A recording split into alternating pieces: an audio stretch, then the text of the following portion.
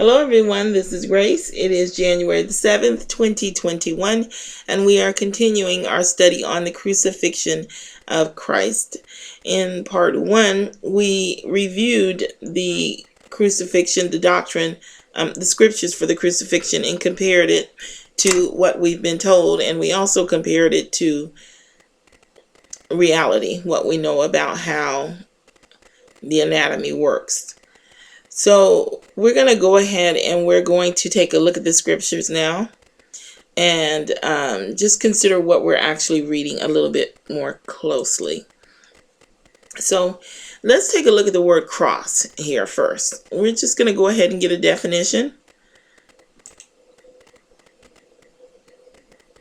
So Pilate wrote a title and put it on the cross, G4716. And that's the number that I noticed throughout the Bible for the word cross. I can't recall if there's a different instance in the word in the New Testament, but I think they're all G4716. Okay, from the base, a stake or a post to set upright, that is specifically a pole or cross as an instrument of capital punishment, figuratively exposure to death, that is self-denial, by implication the atonement of Christ's cross. Is anyone noticing what I notice about this definition? They use the word cross to define cross. You can't do that.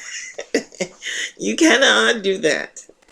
If I tell you that I bought a thingamajig and you go to the dictionary to look up what is a thingamajig and you see a thingamajig is a thingamajig. No, it doesn't work like that. Let's just look at the root word.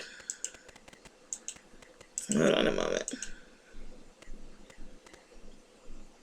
Okay, a prolonged form of a primary word of the same meaning and used for it in certain tenses: to stand, transitively or intransitively, used in various applications, literally or figuratively, abide, appoint, bring, continue, covenant, establish, hold up, lay, present, set up, staunch, stand by, for, still up, and then compare. This is the perfect definition for what a cross really is, because a cross is a sacrifice or a burden, so to speak. It's a covenant that you kind of make with yourself to take a stand. That's what it is. And we'll take a look at other uses of it in the Bible. Now, why did they define it as cross? I'll tell you why, because this had to have been a deception. It had to have been intentionally hidden from us. Oh, I lost my scripture. Hold on. Here we go. It had to have been intentionally hidden because this definition for cross, a stake or a post, that is a pole or a cross, figuratively exposure to death, self-denial, this works perfectly for Jesus because his stand, his sacrifice was the cross, or quote unquote the cross. That was his stand.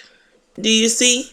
So rather than put the real definition for cross in order to deceive, or it could have been that they were, no, because I saw this circular reasoning more than once. I can't remember. I looked up quite a few words. Actually, I've just been working on this for a couple of days now. I don't know how long I've been working on it, but I looked up more than one word that had circular reasoning like this, where they used a word to describe the same word. And in both cases, I was working on this study. In this study, I saw this more than once. I just can't remember what the other word was that I looked up. So it made me think it was intentional. But so I suppose we're all driven in some ways a little bit by what we have been told and what we have been taught, our beliefs. So who knows for certain.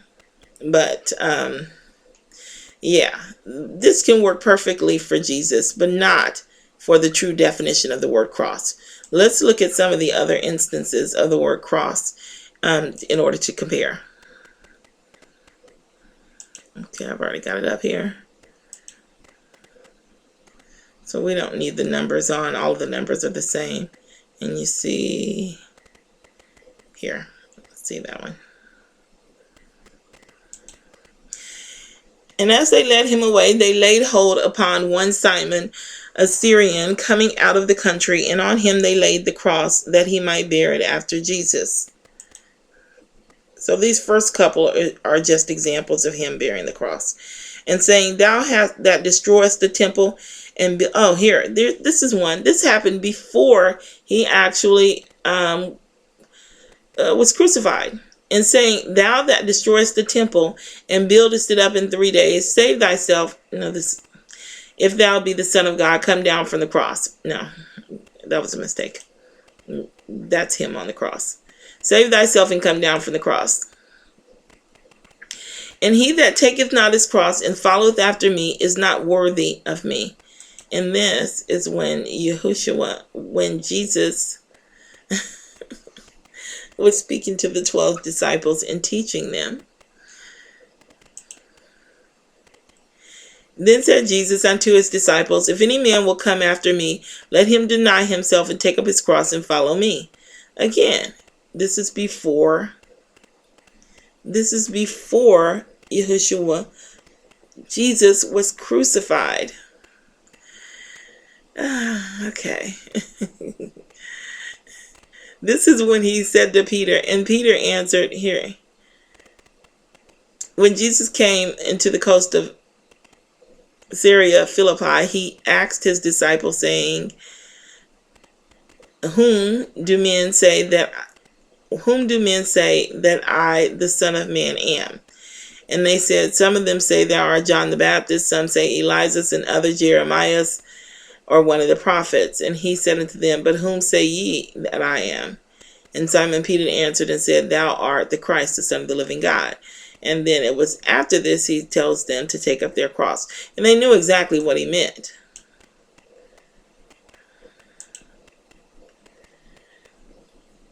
And as they came out, they found, here, let's continue on.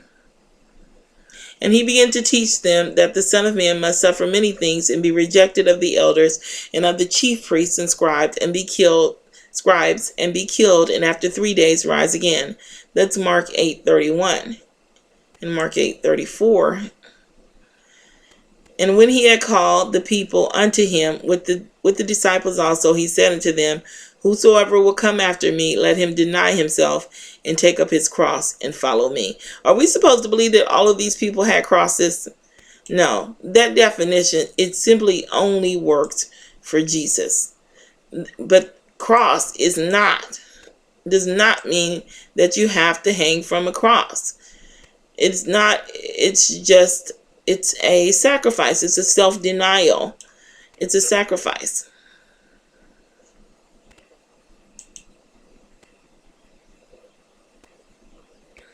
So anyway, let's look at bones. Bones being, well, let's see if I have any more. Yeah, we don't need those.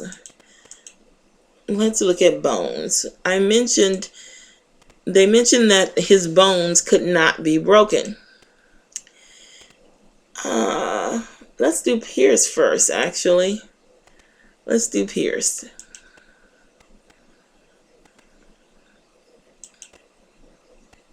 Hold on a moment.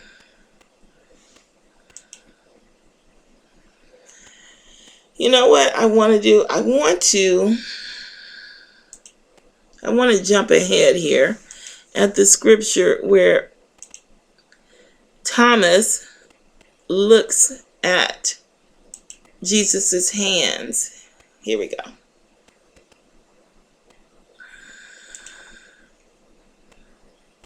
But Thomas, one of the 12, called Didymus, was not with them when Jesus came. The other disciples therefore said unto him, we have seen the Lord. But he said unto them, except I shall see in his hands the print of the nails, and put my finger into the print of the nails, and thrust my hand into his side, I will not believe. After 8 days, again his disciples were within, and Thomas with them. Then came Jesus, Then came Jesus, the doors being shut, and stood in the midst, and said, Peace be unto you. Then said he to Thomas, Reach hither thy finger, and behold my hands, and reach hither thy hand, and thrust it into my side, and be not faithless, but believing. Okay, so this is really the only indication in the entire Bible that there was actually a nail in his hand. But if you look at the way this is worded, the way that it's said, there's no impaling of his hand or anything like that. There's no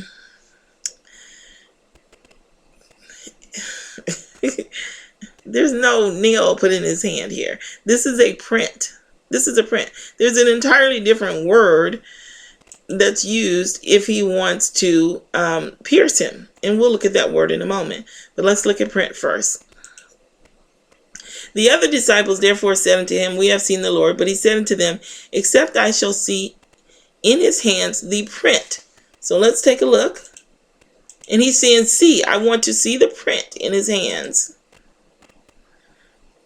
A die, that is a stamp or scar, by analogy, a shape, that is a statue, style or resemblance, specifically a sampler, that is a model, for instance, for warning, ample fashion, figure, form, manner, pattern, print. Not the piercing of his hands, the print. And you can tell it's just a print by the way he finishes this sentence. He says, unless I can see in his hands the print of the nails and put my finger into the print of the nails. Then he goes on, the way he finishes the sentence, he says, I want to thrust my hand into his side. I will not believe. Well, he didn't want to thrust his hand into the print or his finger into the print. No, because there's just a print there. And it is probably, I don't even know if it says nails. I really just think it was added. I just think it was added in there, but hey, it doesn't have to be added in there. I think it was intentional because I wish I could give you that information. I just don't remember. I'm so sorry. If I think of it, I'll tell you later. So then we get to Jesus, and he says, reach hither thy finger, and behold my hands. Just look at my hands. Let's look up that word. I didn't look it up. Let's see what it says here. And behold my hands. To see, literally or figuratively, implication. To know, be aware. Oh, I did look this up. To consider. Look, perceive, see, be sure, tell, understand, with. See? Bring your finger here and look at my hand. Because all he can do is touch the little scars that are on his hand. He can't really do anything else with it. And reach hither thy hand and thrust it into my side. Do you see the difference? Do you see the difference? One was pierced. His side was pierced. His hand was not pierced. So let's look at the words here. So it says, now behold, thou trustest upon the staff of this bruised reed, even upon Egypt, on which if a man lean, it will go into his hand and pierce it. So let's look at the definition of this pierce. It's not the same word, but let's just look at the definition. To puncture, literally, to perforate with more or less violence, or figuratively, to specifically designate, libel, appoint, blaspheme, bore, curse, express with holes, name, pierce, strike through. Okay, so let's continue on. We have a couple of more definitions, so we'll leave Strong's on. For dogs have this is Psalms 22. We know that this is about him because this is what the Psalms that he cried out when he was on the cross.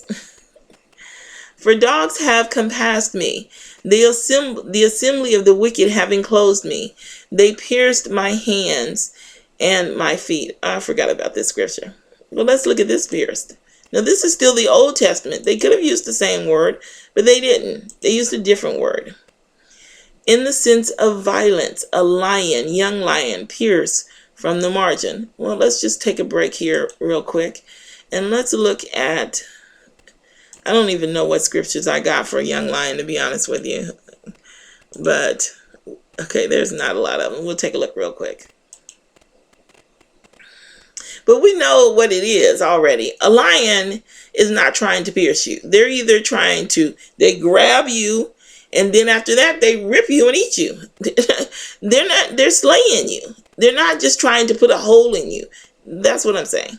Like a lion that is greedy of its prey, and as it were, a young lion lurking in secret places. So they're trying to grab him and capture him. And that is what the word, that is what they did. They hold on a second. Pierce, in the sense of violence, a lion, young lion, pierced from the margin. See, here's the thing. That word that we saw before, that word is used for lion every single time. It means lion every single time it's used. Let me go back to it. It's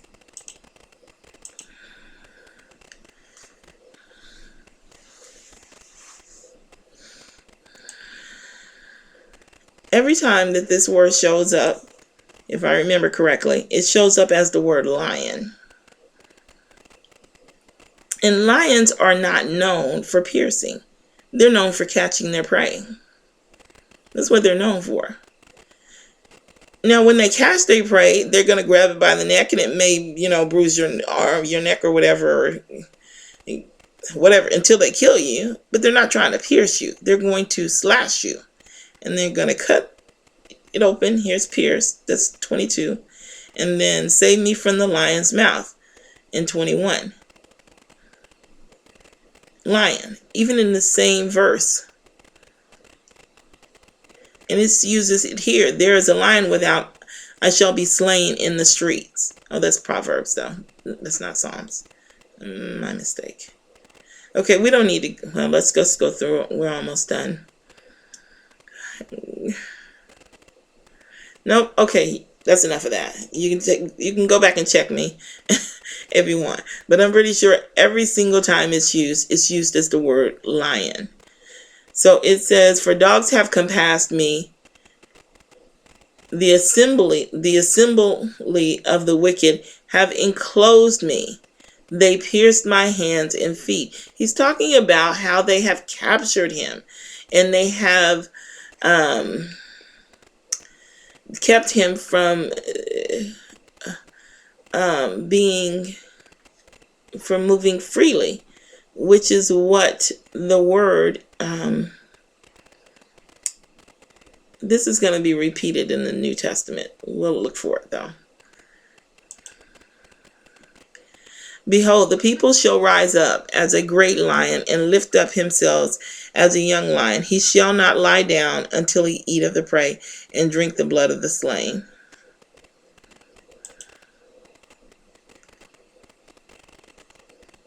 Sheba and Dedan, the merchants of Tarshish, with all the young lions thereof, shall say unto thee, art thou come to take a spoil? Oh, that's it. Hast thou gathered thy company to take a prey, to carry away silver and gold, to take away cattle and goods, to take a great spoil? Maybe not the best example, but we'll continue on. So let's look at Pierce, and we left off in Psalms. We'll go on to Isaiah. Lo, thou trustest in the staff of this broken reed on Egypt. Okay, I think we already read that one. Let's continue on. And I will pour upon the house of David and upon the inhabitants of Jerusalem the spirit of grace and of supplication, and they shall look upon me whom they have pierced, and they shall mourn for him as one mourneth for his only son, and shall be in bitterness for him as one that is in bitterness for his firstborn. So here's pierced. Let's see what this one is. To stab. By analogy, to starve, actively to revile, pierce, strike, thrust, through, wound. Again, because he was pierced in his side. But one of the soldiers with a spear pierced his side. Okay, this is the New Testament. To prick, pierce. But then we get down to 35, 37, and is this the same word? Nope, it's different, pierced. Here's the original here, G3572, and we're looking up G1574. To transfix, to pierce. Transfix just means to fasten to something, or to, it can be pierced, but that's not what it means. Hold on, I have a dictionary here, I looked it up.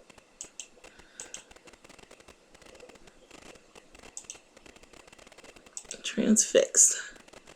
To render motionless, as with a fixed stare, or by arousing terror or awe.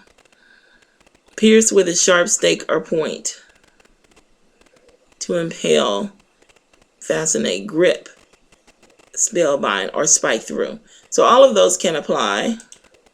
And then we'll look up this word here. Well, there's two.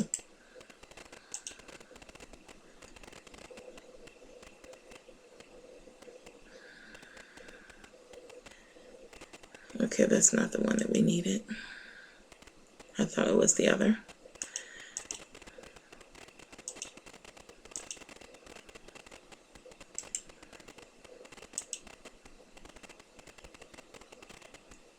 Prick, to point, that is to sting, poison, a goad, prick, sting.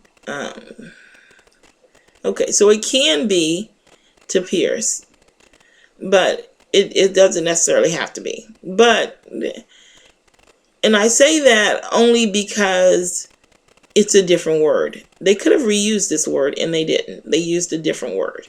So it can mean the same thing, but it doesn't necessarily mean the same thing. It's the same writer, 2 verses, 3 verses later, different word. That's the point I'm trying to make. So let's see. I think that's all for that, and we're going to move on. We have just a couple of more. Let's go through them quickly so that we can do the last, so that we can do bones. And again, another scripture said, they shall look on him whom they pierced. That was G1574. That's the one we just looked up. Yeah. Revelation 7:1-7. Behold, he cometh with clouds, and every eye shall see him, and they also which pierced him. That's the one that says transfix. Then said he to Thomas, reach hither thy finger, and behold my hands, and reach hither my hand. Okay, we did that one already. Okay, great. So we can move on to bones. We were told when we read this before, it said that the scripture says that none of his bones could be broken. So let's look at that again first, before we review the scriptures. But when they came to Jesus and saw that he was dead already, they brake not his legs. For these things were done that the scripture should be fulfilled. A bone of him shall not be broken. And we're just going to look at the other scriptures that says a bone shall not be broken. And the reason why I'm taking you through this is because we saw that little gap between the arms. And are we supposed to believe that his body is going to be mutilated to the point where his whole body could just fly off of some cross and be ripped apart, but he can't have a broken bone? And did I mention the fact that there was no mention of blood just leaking out everywhere? It just said that at the end, they came and wrapped him up in linen. No blood, no nothing. I remember what else I wanted to say. Off the topic real quick, because I wanted to say this before but forgot. Our bodies don't function in the capacity at which we were led to believe that the crucifix happened. When your body is in an immense amount of pain, if you're not capable of stopping that pain, your body just shuts down and you pass out. You don't just stand there and be in excruciating pain for a long length of time. You'll just pass out.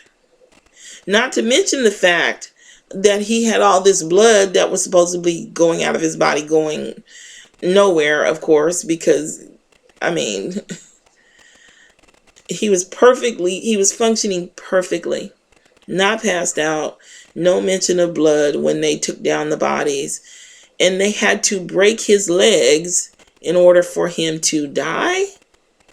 Does that make any sense? It really doesn't. How do you have to break your legs in order for you to die? Suffocate? You're going to suffocate while you're standing there with 2 spikes in your arm nailed to a wooden plank, and you're worried about suffocating? It doesn't make any sense. It doesn't. Let's continue on. They shall leave none of it until the morning, nor break any bone of it. According to all the ordinance of the Passover, they shall keep it. This is in reference to the feast day, the Passover lamb that was about to be sacrificed. In one house shall it be eaten. Thou shalt not carry forth aught of the flesh abroad out of the house, neither shall ye break a bone thereof. For these things were done, that the scripture should be fulfilled, a bone of him shall not be broken. He keepeth all his bones, not one of them is broken. And we saw with the feet, hold on a second, we're in Psalms 34. Many are the afflictions of the righteous, but the Lord delivereth him out of them all. He keepeth all his bones, not one of them is broken. Okay, I thought this was Jesus when I picked it, but I'm not sure now. But either way, we already know none of his bones are broken, and that's just impossible with the feet. It's just an impossibility that his feet were had a spike driven through them. It's impossible. And as they thus spake, Jesus himself stood in the midst of them and said unto them, Peace be unto you. But they were terrified and affrighted, and supposed that they had seen a spirit. And he said unto them, Why are ye troubled, and why do thoughts arise in your hearts? Behold my hands and my feet, that it is I myself. Handle me and see, for a spirit hath not flesh and bones, as ye see me have. And when he had thus spoken, he showed them his hands and his feet. So even here, when he showed them his hands and his feet, he was not showing them so that they could see a spike in his hand or a hole in his hand. He was showing them so that they could see he wasn't a spirit. I think that's our last one, and we're going to close out there. Yeah, okay, so we're going to close out there. And when we come back in the part 3, we're going to discover together what really happened. We're going to put it together, and we're going to discover what really happened during the crucifixion. All right. Until next video. Bye.